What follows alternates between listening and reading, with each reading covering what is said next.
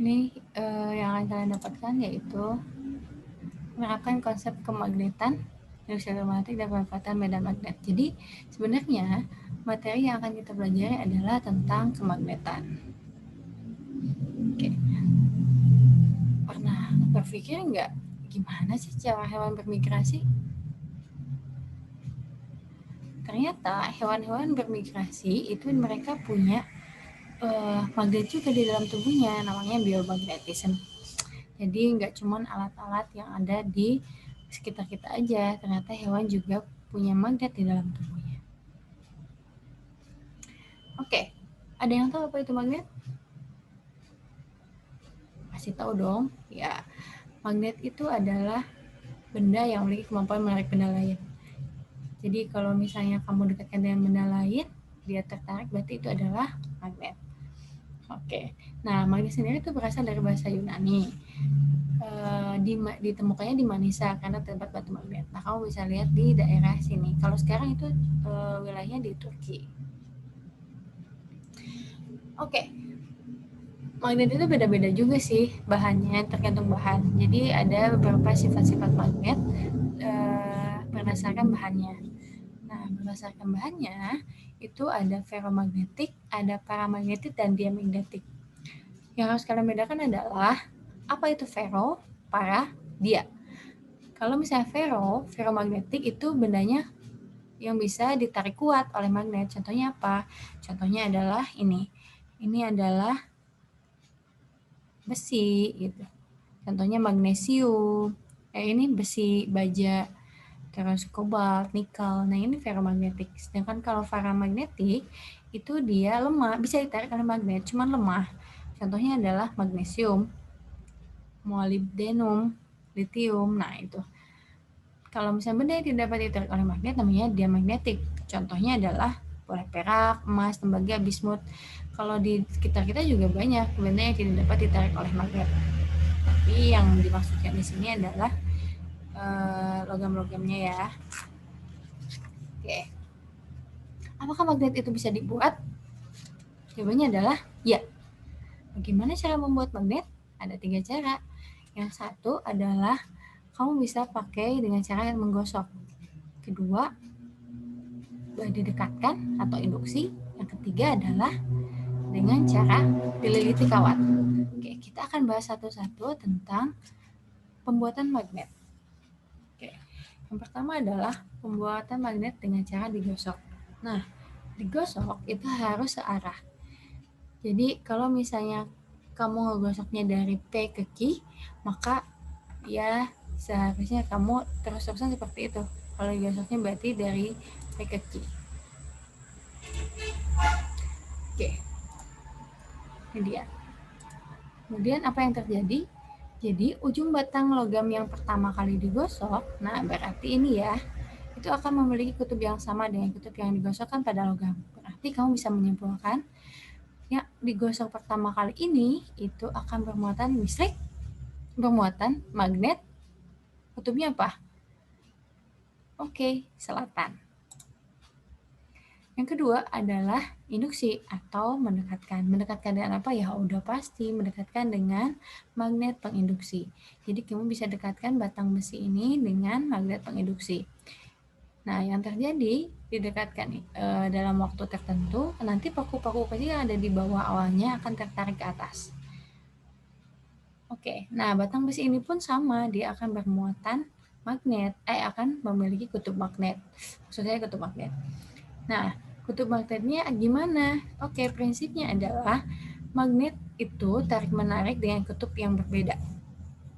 Jadi kalau selatan pasti dengan utara, dan akan tolak-menolak dengan kutub yang berlawanan.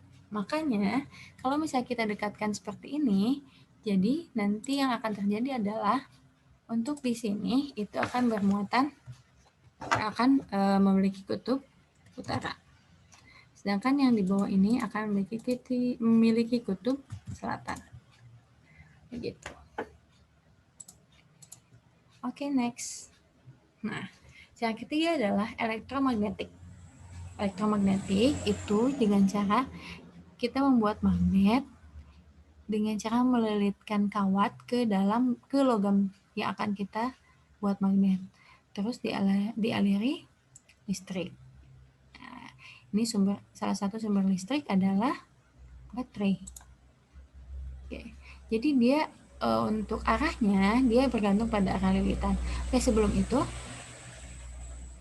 kekuatan magnet ini itu bergantung dengan jumlah lilitan yang ada pada logam. Itu ya. Semakin banyak logam yang dililit, maka magnetnya akan semakin kuat. Oke, untuk arahnya itu bergantung pada arah lilitan. Jadi, kalau misalnya arah lilitannya itu searah jarum jam, maka ujungnya itu akan menjadi utara. Sedangkan kalau berlawanan dengan arah jarum jam, maka ujungnya itu akan menjadi selatan. Oke.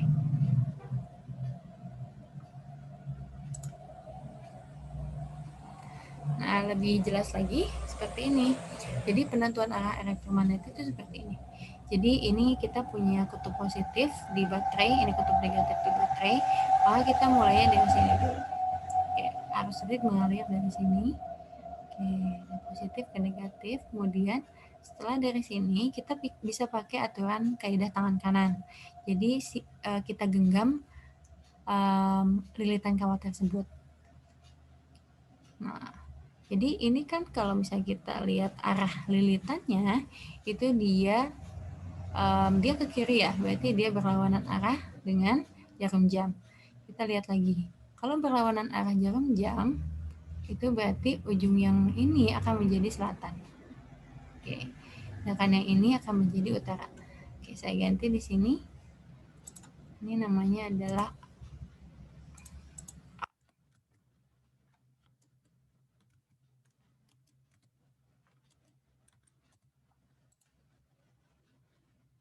B. Oke. Jadi A ini akan menjadi selatan dan yang B ini akan menjadi utara. Jadi patokannya ini. Jadi ini adalah arah arus listriknya yang kita genggam itu. Nah, si jempol itu akan menjadi medan magnetnya. Jadi kalau misalnya jempol kita ke sana, berarti itu adalah utara. Pokoknya jempol kita itu menunjukkan utara.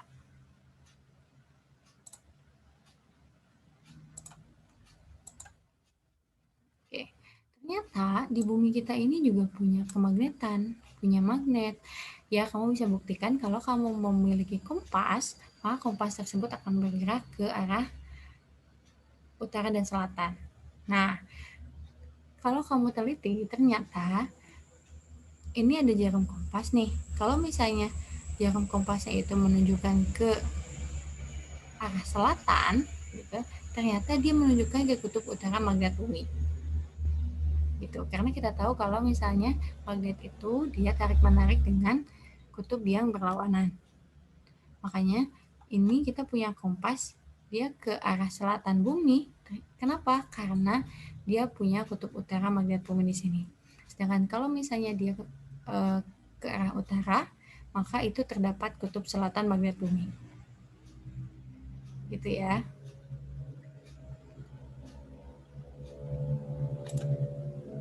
Oke, sebenarnya apa sih fungsi dari magnet bumi ini? Alhamdulillah ya kita diciptakan magnet bumi oleh Allah. Sebenarnya magnet bumi ini sangat melindungi kita. Melindungi gimana maksudnya? Oke, jadi ternyata medan magnet ini berfungsi untuk melindungi kita nih dari radiasi kosmik. Radiasi kosmik ini bisa membahayakan kesehatan loh. Jadi dengan adanya medan magnet, partikel listrik itu nggak bisa masuk ke seluruhnya ke permukaan bumi. Sebenarnya ada, cuman nggak semuanya bisa masuk ke permukaan bumi. Jadi sebagiannya lagi akan tertarik menuju ke kutub magnet bumi. Nah, saat menabrak atmosfer bumi, jadi kalau misalnya ada yang masuk itu partikel listriknya itu akan terionisasi. Nah, kalau terionisasi maka tampilah seperti ini. Oke, ini adalah aurora. Jadi aurora ini adalah partikel listrik yang terionisasi yang masuk ke dalam atmosfer bumi. Insya Allah ya.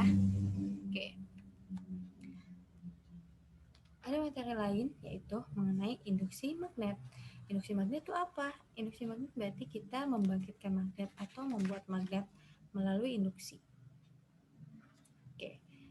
Pertama kali yang menemukannya adalah Hans Christian Ørsted. Jadi dia melakukan percobaan dengan mengalirkan arus ke dalam kawat. Oke.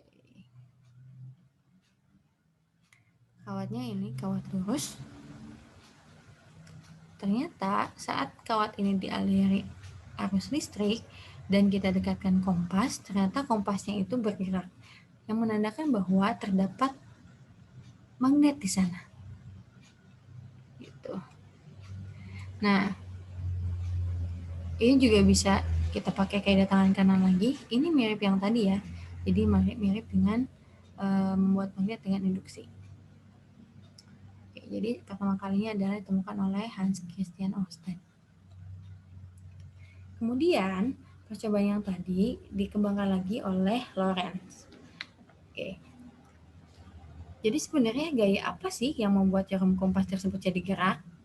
Nah, jadi gaya yang menyebabkan si kompas itu bergerak adalah yang namanya gaya Lorentz. Jadi kalau misalnya kawat berarus yang berada dalam medan magnet, dia akan mengalami gaya, yaitu gaya Lorentz. Gaya Lorentz sendiri itu bergantung dengan ini. Gaya Lorentz kita bisa simbolkan dengan F. Ini persamaan yang ditemukan oleh Lorentz ya dalam percobaannya. Ternyata dia bergantung dengan medan magnet, arus listrik, dan panjang kawat berarus. Jadi semakin besar medan magnetnya, otomatis gaya Lorentz juga akan semakin besar. Oke, untuk penentuan arah itu kita bisa pakai kaidah tangan kanan juga. Tapi kita tambah nih, kalau yang tadi cuman genggaman tangan kita dan ujung jempol kita, kalau sekarang kita tambah, jadinya ada 3. Ada I yang menunjukkan jempol, kemudian ada telunjuk kita yang menunjukkan medan magnet, dan ada jari tengah kita yang menunjukkan gaya Lorentz. Jadi kalau misalnya seandainya arusnya ke arah utara, maka gaya Lorentz-nya adalah menghadap ke luar, di keluar kertas gitu. Kalau misal dan medan magnetnya ke arah barat. Kalau misal si arusnya itu mengarah ke timur, maka B-nya itu atau medan magnetnya akan mengarah ke utara, sedangkan F-nya juga akan mengarah keluar. Sebaliknya, sekarang kalau misalnya kita arahkan arusnya ke arah barat, maka si F-nya itu akan menuju ke dalam kertas gitu. Jadi istilahnya seperti itu. Untuk menunjukkan dia ke arah dalam dan ke arah luar, itu biasanya kita pakai dot dan cross.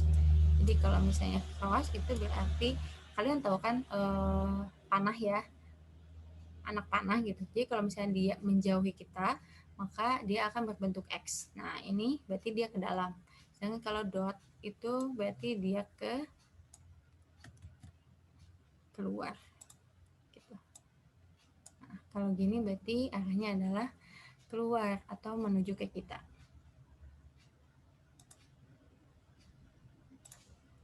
Oke. Ada satu soal yang saya punya mengenai gaya Lorentz, yaitu ini. Oke. Ini akan kita bahas. Sebuah kawat penghantar memiliki panjang 12 meter, tegak lurus, berada dalam sebuah medan magnet. Ini digarisbawahi ya, tegak lurus. Karena maksudnya adalah antara B, I, dan F itu saling tegak lurus atau membentuk sudut 90 derajat. Dalam sebuah medan magnet sebesar 90 Tesla. Jika kuat arus listrik yang mengalir pada kawat adalah 0,02 mA, berapakah gaya Lorentz-nya ya? Oke, kita mulai dari diketahui.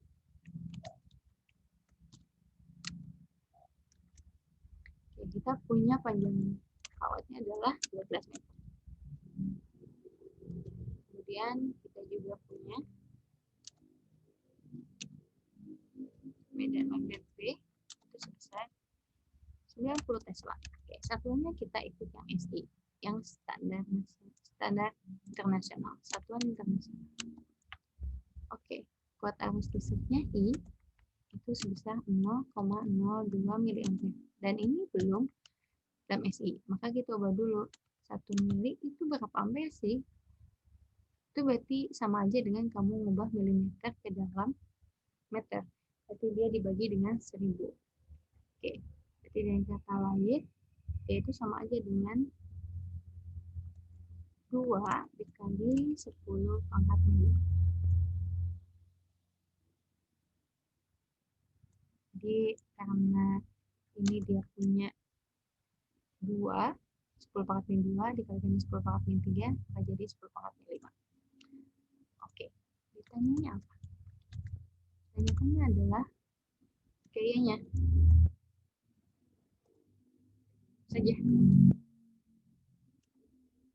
Jawaban bahwa F itu akan sama dengan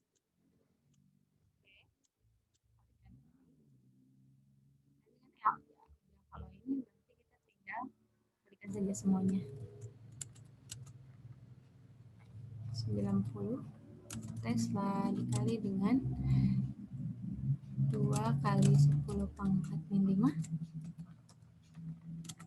kali lagi dengan 12.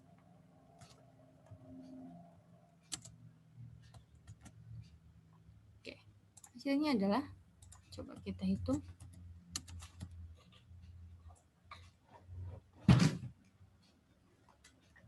Sembilan puluh kali 2 kali 2 kali 12. Hasilnya adalah 2160. 2160 kali 10 pangkat min 5. Nah, jangan ragu-ragu karena semua satuannya udah SI, berarti ini satuannya adalah Newton. Bisa kita tulis juga, jadinya adalah 0,216 Newton dibagi 100.000. Oke, soal gambar kutat mencari F. Jadi kadang-kadang dia mencari B, kadang-kadang dia mencari I, kadang-kadang juga mencari L. Jadi untuk pencarian yang lainnya, maka kita tinggal pakai ini. Silakan dipahami dulu.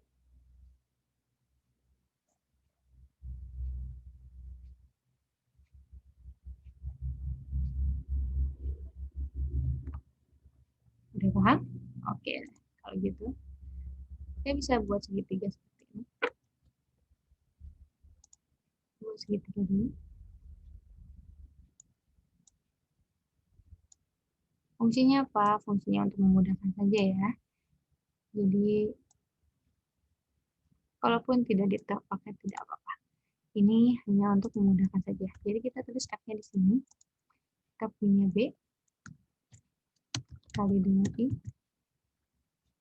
kali dengan L. Oke. Jadi kalau seandainya kamu mau mencari persamaan untuk mencari F, maka kamu tinggal kalikan B kali I kali L. Sekarang kalau misalnya kita mau mencari B, maka persamaannya menjadi B sama dengan, ini kamu bisa lihat F, ini per, jadi ini dibagi. Jadinya F dibagi dengan I kali L. Itu ya. Kalau misalnya kamu cari I, maka yang terjadi adalah F dibagi B dengan L. Jadi akan terasa mudah kalau mau menggunakan segitiga ini. Jadi kalau kamu mencari L, maka persamaannya menjadi F dibagi dengan B kali L. B dikali I. Nah, yang ingin saya tekankan adalah kamu harus bisa pastikan dulu semua satuan yang ada dalam soal itu adalah SI. Jadi, kamu kan udah belajar waktu di bab pertama ya. Jadi, pastikan dulu semuanya SI. Oke. Demikian penjelasan dari saya. Semoga bisa menjadi referensi yang baik dan semoga tetap semangat menjadi pribadi yang lebih baik. Terima kasih.